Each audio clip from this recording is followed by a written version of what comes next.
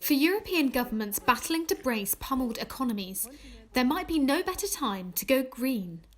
While environmental focus has somewhat faded, the need to meet carbon pledges hasn't. And pressure is mounting to design spending around climate change. The answer may lie in green bonds, raising debt for funding projects such as renewable energy and public transport.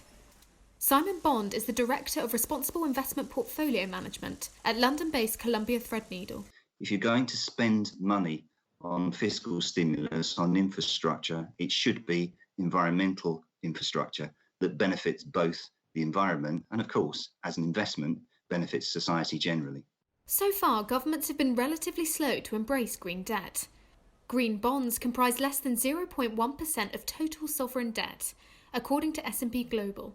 The requirements for measurement and to set up these particular types of bonds is probably why some governments have fallen slightly behind the curve. It does need political will, intervention. It needs measurement, and that can be a little bit more troublesome for governments.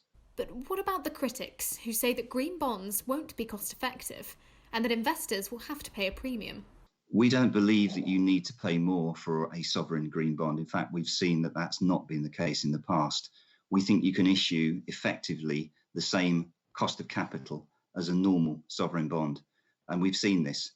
I think actually you can have your cake and eat it. Debt agencies say change is on its way. Germany plans to issue a green bond in the second half of 2020, as does Italy. Other candidates are Spain, Sweden, Denmark and Britain.